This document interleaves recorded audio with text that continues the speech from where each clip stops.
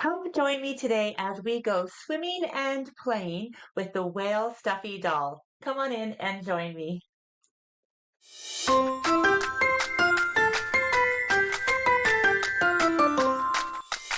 Hello, everyone. My name is Jennifer Long from Sew a Story. I'm an early years educator turned Riley Blake fabric designer, also passionate about machine embroidery and in the hoop doll making.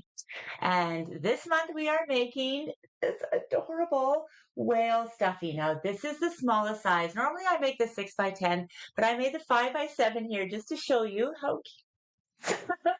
And you can see all of the great details. So you can see that there's a nice cover stitch.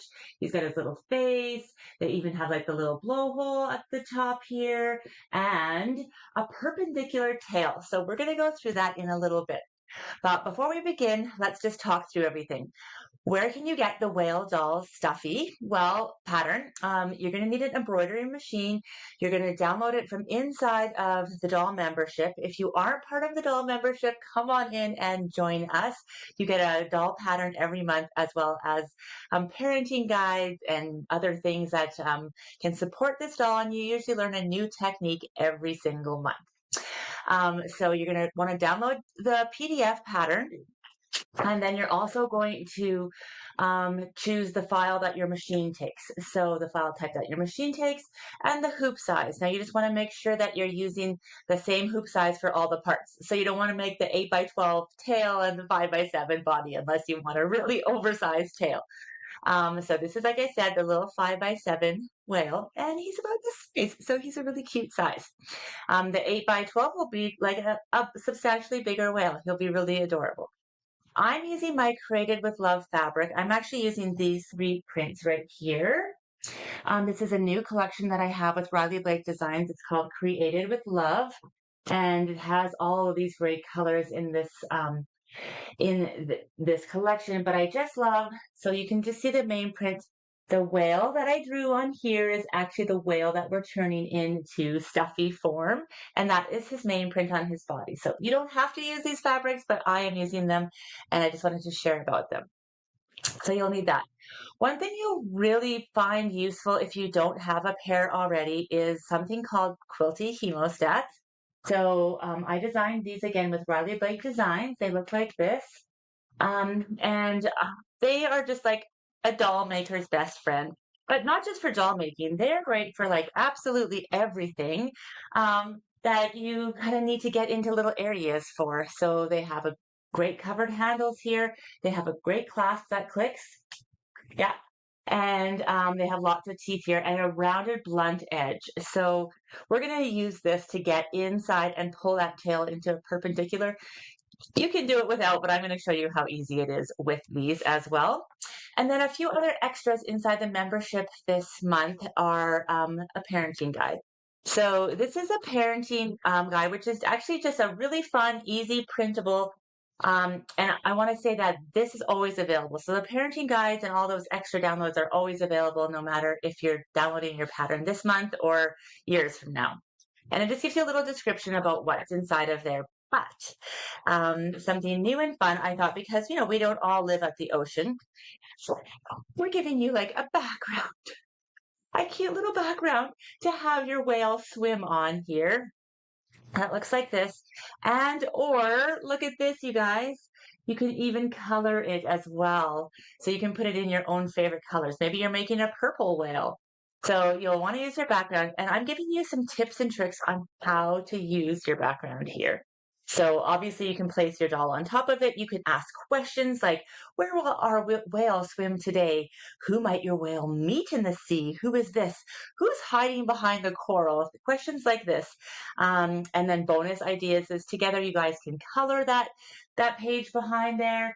You can have a story in your sea. So help your child name the parts of the ocean and invent their own underwater world adventure. So really, really fun. And the second one is just like a matching game, but not like what you usually do with matching games. This one just has a little creativity with it. So we do have, okay, just all of these shapes like this, all these different fish shapes, and you can cut them and see which ones match just by the shapes. You might need to print out 2 of these. And then you can color them and you can add fabric or felt and they can be matching. And I give you kind of all of those ideas in there as well. So lots of fun. It's called Name the Fishy, a scrap-friendly matching game that you can build with your child using scraps that you have around. So without further ado, let's drop this camera down and show you how to get that perpendicular tail perfectly inside of your whale doll. All right, so here you go. You've stitched your back side of your whale. You've put the flipper in there, trimmed it and covered it up. You've flipped the other side, and now you have the open whale. You've turned him right side out, and we're going to get that perpendicular tail into this spot. So I have this turned and folded over. I'm going to open this up and just show you that it's like folded and it's tucked inside there when I turned it out. Now I'm going to carefully stick those through. Look how easy that is.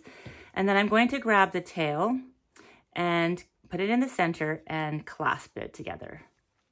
Then all you need to do is pull it in nice and flat just to where it is. And then you can take your pins, which I don't have mine here. That's so funny. Where did they go? They're by my sewing machine. You can take your pins. Just let me go grab them. I'll be right back. Okay. And before I let go, I'm just going to give it a little bit of pinning here. So you can do one of two things, depending on the age and the strength. You could go right over on this like this way in your sewing machine and just go back and forth, back and forth. You've got a seam there at about 1/8 inch and just make sure it's nice and sturdy and strong. Make sure that you almost do like a triple stitch, since that's what we're used to doing in the embroidery machine.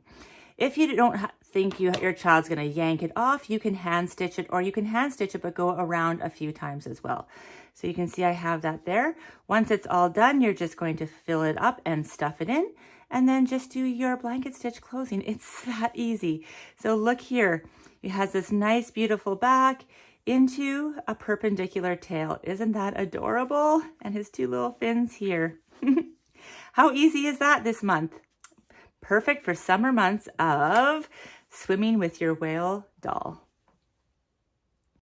Thank you so much for being here today. I had so much fun with you. This is our cute little whale doll. Again, this is the smallest size. I dare you to make just one. I'm sure you're going to want to make all of them.